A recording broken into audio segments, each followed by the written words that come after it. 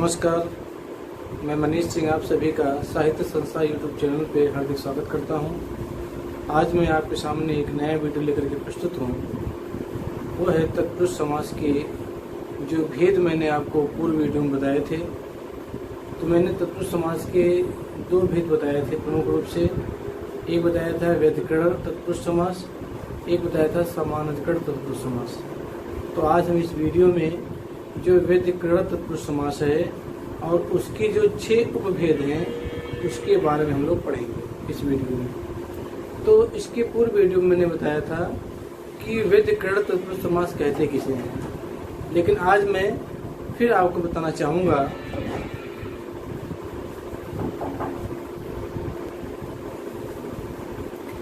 व्यधिकरण तत्पुरुष समास वहाँ पर होता है जब हम तत्पुरुष समास के समस्त पद के अवयवों को जब हम विग्रह करते हैं और विग्रह करते समय जब हम विभक्ति चिन्हों का प्रयोग करते हैं तो कहलाएगा व्यधिकरण तत्पुरुष समास।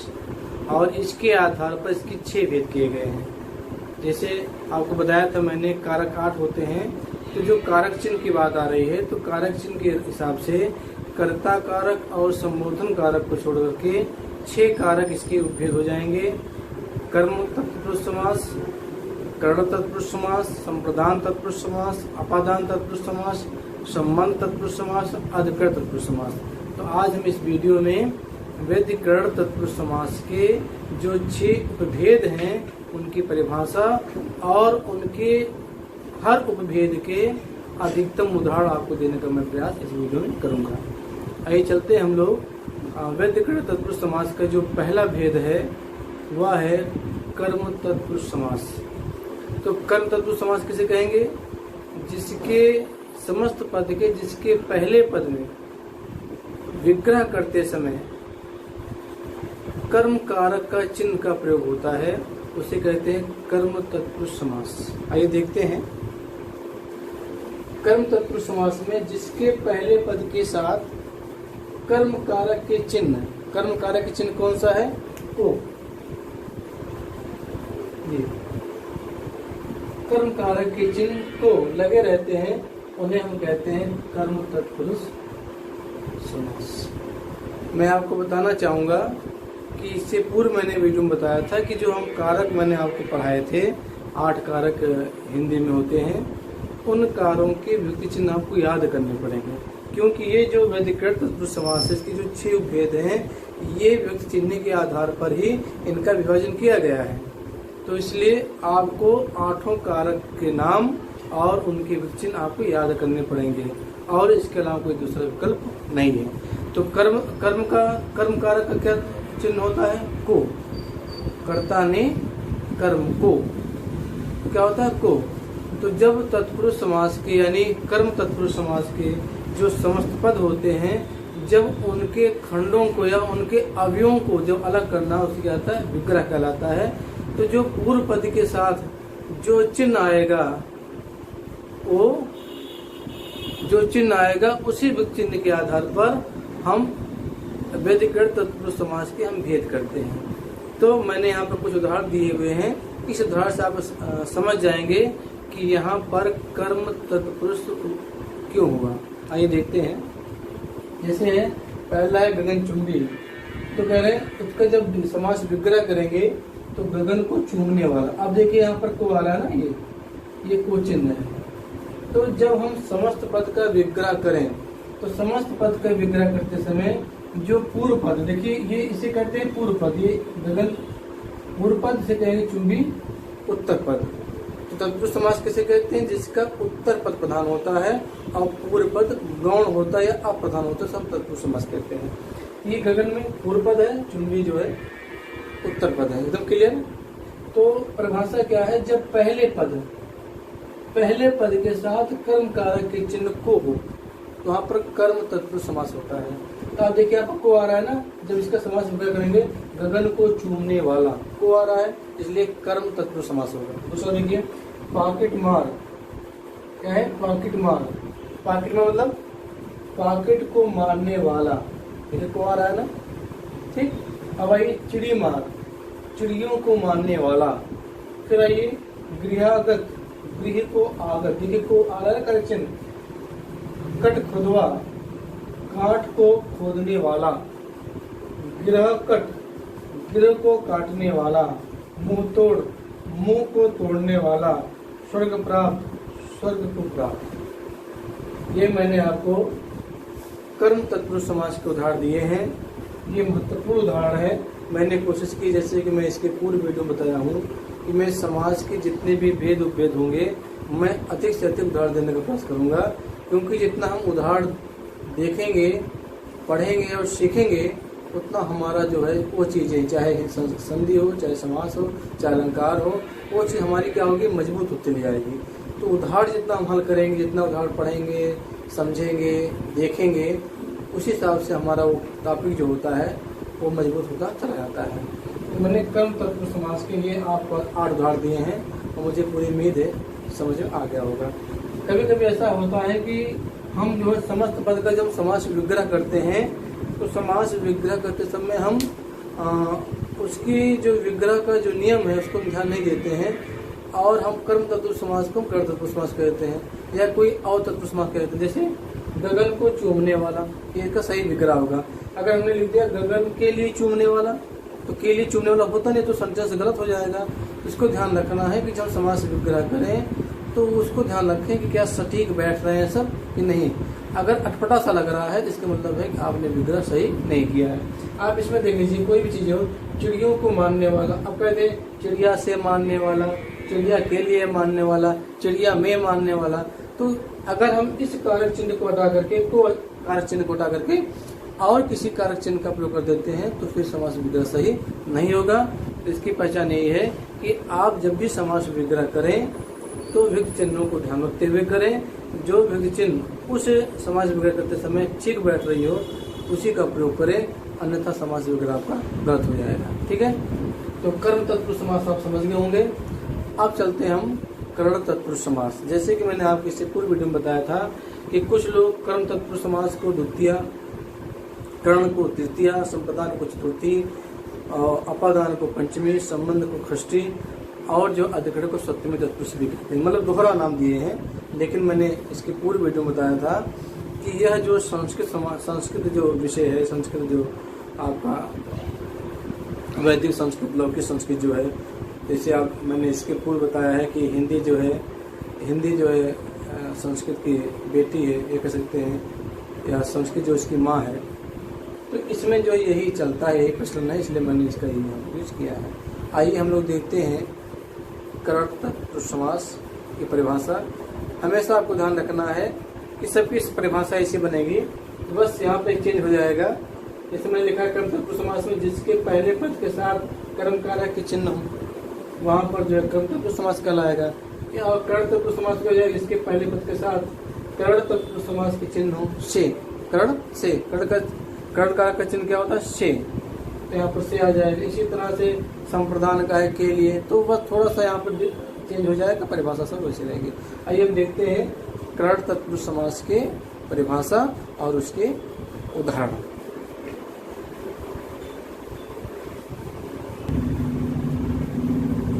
आइए हम देखते हैं करण तत्पुरुष समास जिसके पहले पद के साथ करण कारक के चिन्ह से के द्वारा, इसके चिन्ह क्या होता है, से के द्वारा लगे रहते उन्हें हम करण तत्पुरुष समास कहते हैं। ठीक है, अब आइए इसके उदाहरण देखते हैं, उदाहरण समझने का प्रयास करते हैं। जैसे प्रेम सिक्त, प्रेम से सिक्त, इसका चिन्ह आ रहा ना, देखिए से आ रहा ना, से। और इसको अगर हम विग्रह करना चाहें, प्रेम के लिए सिक्त, गलत होगा। प्रेम में सिक्त, ये भी गलत होगा। प्रेम को सिक्त, तब भी गलत होगा। ये तो समास विग्रह जब हम करें तो जो हम कारक चिन्ह लगाएं उसे हम देखें क्या ये सेंटेंस सही बैठ रहा है नहीं बैठ रहा है। ठीक है, तो यहाँ से ही आएगा, न को आएगा, न के आएगा, न की आएगा, न में आएगा, न पर आएगा, न द्वारा आएगा। ठीक है, इसको ध्यान रखिएगा। तो इसका जो बनेगा प्रेम सिक्त, प्रेम से सिक्त, जल सिक्त, जल से सिक्त, रस भरा, रस से भरा, मद माता, मद से माता, मेघाच्छन, मेघ से आच्छन, यानी मेघ मतलब बादल, आच्छन ढका हुआ, जो बादल से ढके हुए हैं। पद दलित, पद से दलित, तुलसीकृत, तुलसी द्वारा कृत, ठीक है, के द्वारा या द्वारा चल जाएगा। दुख संतप्त, दुख से संतप्त, शोकाकुल, शोक से आकुल, रोग पीड़ित, रोग से पीड़ित, ठीक है, रोगग्रस्त, रोग से ग्रस्त, मुंह मांगा, मुंह से मांगा, मदांध, मद से अंध, कामचोर, काम से चोर, मुंह चोर, मुंह से चोर, अकाल पीड़ित, अकाल से पीड़ित। आप देखें इसमें जो है हर समास विग्रह में जो है आपके कारक चिन्ह से या के द्वारा लगे हुए हैं। इसलिए तो मैंने बताया जिसके पूर्व पद में जिस व्यक्ति का चिन्ह लगेगा उसी चिन्ह के आधार पर उस तत्पुरुष का नाम कर दिया जाएगा। यहाँ पर से लगा हुआ है, द्वारा लगा हुआ है, ये तो से और द्वारा, से और के द्वारा किसका चिन्ह है? करण कारक का है, तो करण तत्पुरुष समास हो जाएगा, ठीक है। इसी तरह जो है और जो आपके चार भेद हैं, करण, फिर संपदान, संपदान का चिन्ह क्या होगा? के लिए, क्या होगा? के लिए, कर्ता ने कर्म को करण से के द्वारा संपदान के लिए। संपदान कारक कहाँ होता है? जहाँ हम किसी चीज कोई किसी को कुछ देते हैं, जहाँ पर लेन देन का भाव होता है वहाँ पर संपदान कारक होता है। करण कारक कहाँ होता है? जिस साधन के माध्यम से कर्ता कार्य करता है, जिस साधन के माध्यम से कर्ता कार्य करता है वहाँ पर क्या होता है? करण कारक होता है। कर्म कारक कहाँ होता है? जहाँ पर कर्ता जो कार्य कर, इस कार्य पे जो फल पड़ता है, जो बल पड़ता है, वो कर्म कारक करना है, ठीक है।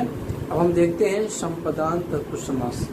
तो आप लोगों ने देख लिया, मैंने इसमें करण तत्पुरुष समास में 16 उदाहरण दिए हैं और आपको जब भी कभी प्रतियोगी परीक्षाएं आप देने जाएंगे, अगर तत्पुरुष समास में से ये सब जब उदाहरण आएंगे तो निश्चित है आपको यहाँ से जरूर मिल जाएंगे और आप अनंत जानने का जरूरत नहीं है। और मैं आपसे बार बार रिक्वेस्ट करता हूँ, जब भी मेरा वीडियो देखें शुरू से लेकर अंत तक देखें, बीच में मत छोड़ें। अगर अभी तक आपने मेरे चैनल को सब्सक्राइब नहीं किया है तो प्लीज़ सब्सक्राइब करें और हमेशा नए दिन नए वीडियो आप प्राप्त करते रहें, जिससे आप अपना भविष्य जो है उज्जवल कर सकें। आइए हम देखते हैं तीसरा जो है, ये दूसरा था आपका, तीसरा देखते हैं संपदान तत्पुरुष समास।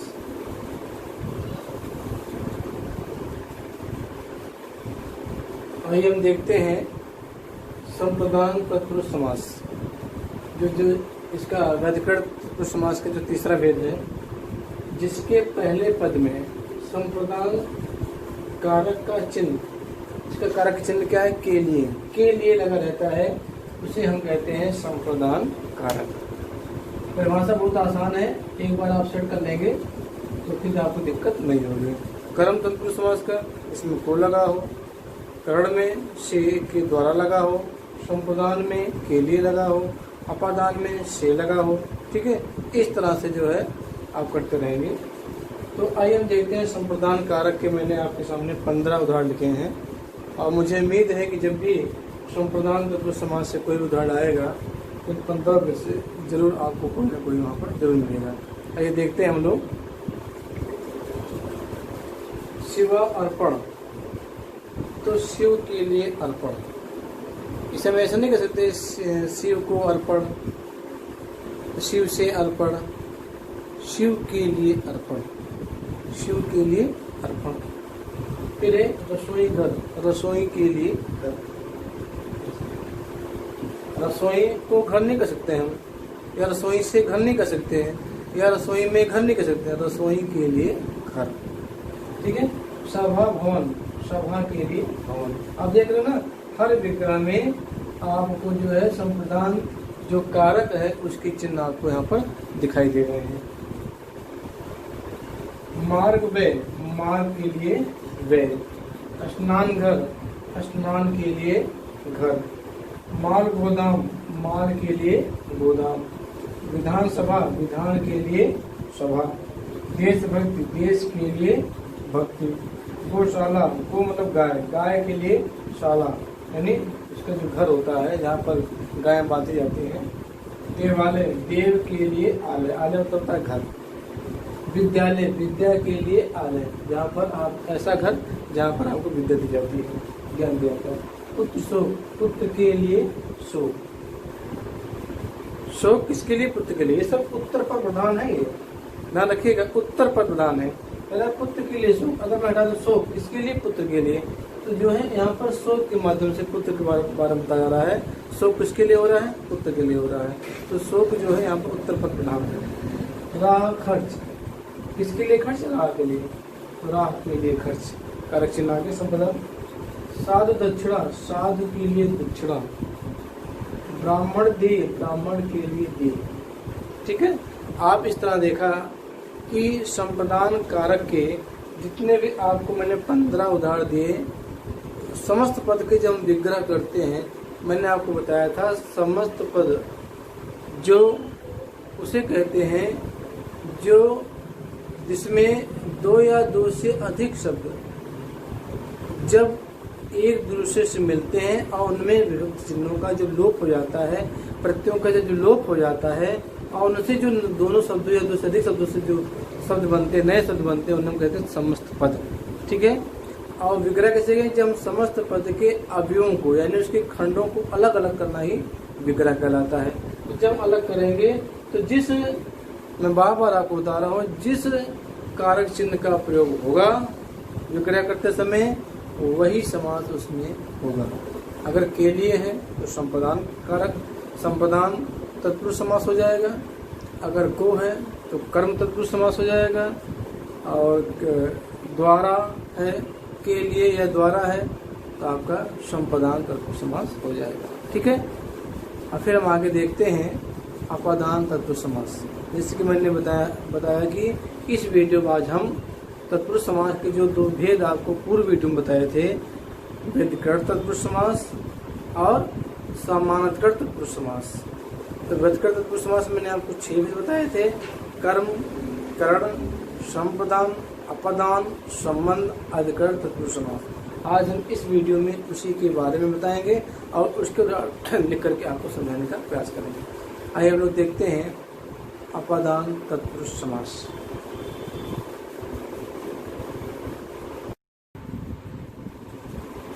अपादान तत्पुरुष देखिए, जिसके प्रथम पद में अपादान चिन्ह लगा हो, अपादान कारक का चिन्ह होता है से, वहां पर अपादान तत्पुरुष समास होगा। ठीक है, इसका जो है चिन्ह क्या होता है?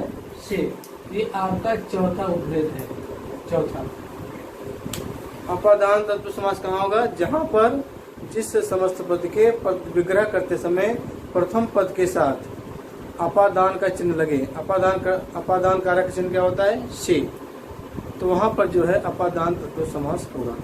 आइए देखते हैं, इसके कुछ उदाहरण मैंने आपके सामने लिखे हैं और उदाहरणों के माध्यम से इसे हम समझते हैं। इसमें लिखा है बलहीन, इसका जब विग्रह करेंगे बल से हीन, आप देख रहे हैं ना, इसका चिन्ह आ रहा से, जो अपादान कारक का चिन्ह है।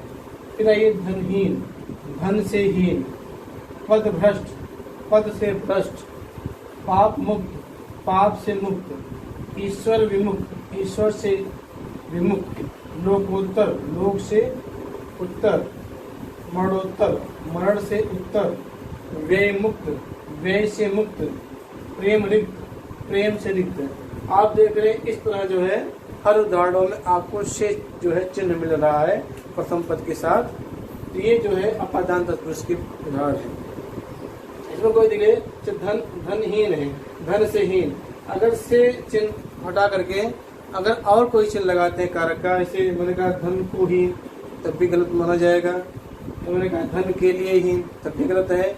इसमें जो धन से ही नहीं चलेगा और यही उपयुक्त है। अगर यहाँ देखते हैं शक्तिहीन, शक्ति से हीन, धर्मच्युत, धर्म से च्युत, जल रिक्त, जल से रिक्त, नेत्रहीन, नेत्र से हीन, माया रिक्ति, माया से रिक्त, ऋण मुक्त, ऋण से मुक्त। बड़ा आसान सा है। जब समस्त पद को अलग करेंगे तो जो उसमें चिन्ह लगेगा कारक चिन्ह, उसी कारक चिन्ह के आधार पर जो है उसका नाम पर किया जाएगा। यहाँ पर देखिए विग्रह करते समय से कारक चिन्ह आए हैं, इसलिए यह अपादान तत्पुरुष का उदाहरण है। आइए हम देखते हैं पांचवा जो उदाहरण है आपका संबंध तत्पुरुष समास, जिसका चिन्ह होता है का, की, के, रा, री, रे, ना, नी, ने।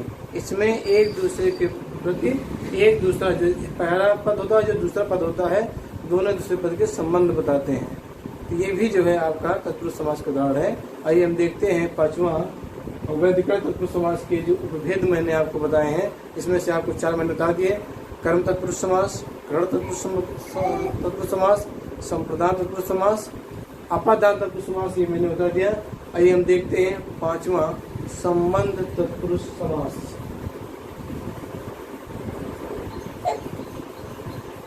आइए देखते हैं पांचवा भेद संबंध तत्पुरुष समास, जिसके प्रथम पद में संबंध का चिन्ह लगा, यानी संबंध कारक का चिन्ह लगता है। उसका चिन्ह क्या है? का, की, के, रा, री, रे, ना, नी, ने लगा हो, वहां पर संबंध तत्पुरुष समास कहते हैं। कहने का प्राय है कि जब हम समस्त पद का विग्रह करते हैं तो प्रथम पद के साथ जो चिन्ह लगेगा का, की, के, रा, री, रे, तो संबंध तत्पुरुष समास कहलाएगा। इसके उदाहरण देखते हैं। इसे श्रमदान तो क्या जाएगा? श्रम का दान। यहाँ देखिए का चिन्ह आ रहा है ना, ये श्रम का दान। राजगृह, राजा का गृह।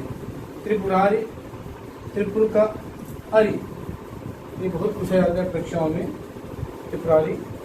रामायण, राम का अयन। गुरु सेवा, गुरु की सेवा। सेना नायक, सेना का नायक। राजपुत्र, राजा का पुत्र। प्रेमोपासक, प्रेम का उपासक। वीर कन्या, वीर की कन्या। आप देखते रहे। आज यहाँ चिन्ह का, की, के है। खरारी, खर का अरि, ये राक्षस था खर, दूसरों। गंगा जल, गंगा का जल। सभापति, सभा का पति। विद्यासागर, विद्या का सागर। पुस्तकालय, पुस्तक का आलय। राष्ट्रपति, राष्ट्र का पति। हिमालय, हिम का आलय। रामोपासक, राम का उपासक। आप देख रहे हैं जो समस्त पद का जो विग्रह किया गया है, दोनों पद जो एक दूसरे से संबंध बता रहे हैं। जहाँ पर संबंध बताते हैं वहाँ पर संबंध तत्पुरुष समास होता है। इसका चिन्ह होता है का, की, के, रा, री, रे, ना, नी, ने। तो आप कोई बता दीजिए। जैसे गंगा जल है तो जल किसका है? किसका संबंध? गंगा का जल है। पुस्तकालय, घर किसका है? पुस्तक का है, जहाँ पर पुस्तकें मिलती हैं, जहाँ पुस्तक पढ़ा जाता है, पुस्तकालय। तो इस तरह से हमने देखा संबंध तत्पुरुष के, जिसके प्रथम पद में संबंध का चिन्ह लगा हो वह संबंध तत्पुरुष समास कहलाएगा। इसका चिन्ह होता है का, की, के, रा, री, रे, ना, नी, ने। अब हम वैदिक तत्पुरुष समास के अंतर्गत जो छठा भेद है, लास्ट भेद जो है इसका, वह है अधिकरण तत्पुरुष समास। आइए हम देखते हैं अधिकरण तत्पुरुष समास कहते किसे हैं और इसके उदाहरण कौन कौन से हैं। मैंने आपको संबंध तत्पुरुष समास के 17 उदाहरण बताए हैं जो अधिकतर परीक्षाओं में पूछे जाते हैं, और मैंने भरपूर कोशिश की है कि कोई उदाहरण छूटने न पाए। आइए हम देखते हैं अधिकरण तत्पुरुष समास।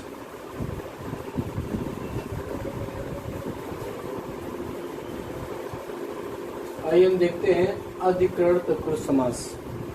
वैदिकरण तत्पुरुष समास के जो 6 भेद बताए हैं उसका लास्ट देखिए। जिसके पहले पद के साथ अधिकरण के चिन्ह में पर लगे हों वहाँ पर अधिकरण तत्पुरुष समास होता है। कहने का मतलब यह है कि जब हम समस्त पद का विग्रह करें तो पूर्व पद के साथ अगर में पर कारक के चिन्ह आते हैं जो अधिकरण कारक के हैं तो वहाँ पर जो है अधिकरण तत्पुरुष समास होगा। ठीक है, अब इसके उदाहरण देखते हैं। इससे मैंने कुछ उदाहरण आपके सामने लिखे हैं। पुरुषोत्तम, पुरुषों में उत्तम। देखिए इसके जो चिन्ह है में और पर, देखिए मैं पर आएंगे। पुरुषोत्तम, पुरुषों में उत्तम। ग्रामवास, ग्राम में वास।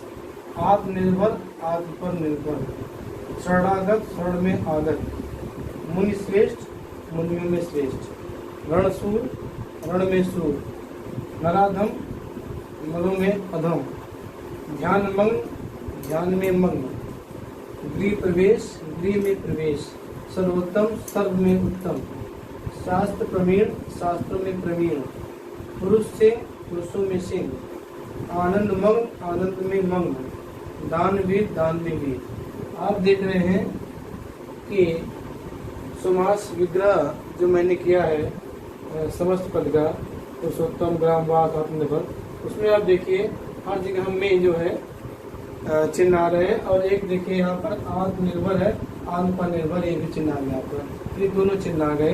तो ध्यान रखिएगा, अधिकरण तत्पुरुष समास वहाँ पर होगा जब समस्त पद का विग्रह करते समय पूर्व पद के साथ अगर में पर कारक चिन्ह आ रहे हैं तो वहाँ पर अधिकरण तत्पुरुष समास होगा। इस प्रकार मैंने आपको आज इस वीडियो में तत्पुरुष समास की जो 2 भेद इसके पूर्व वीडियो बताए थे, समानाधिकरण तत्पुरुष समास और वैधिकरण तत्पुरुष समास।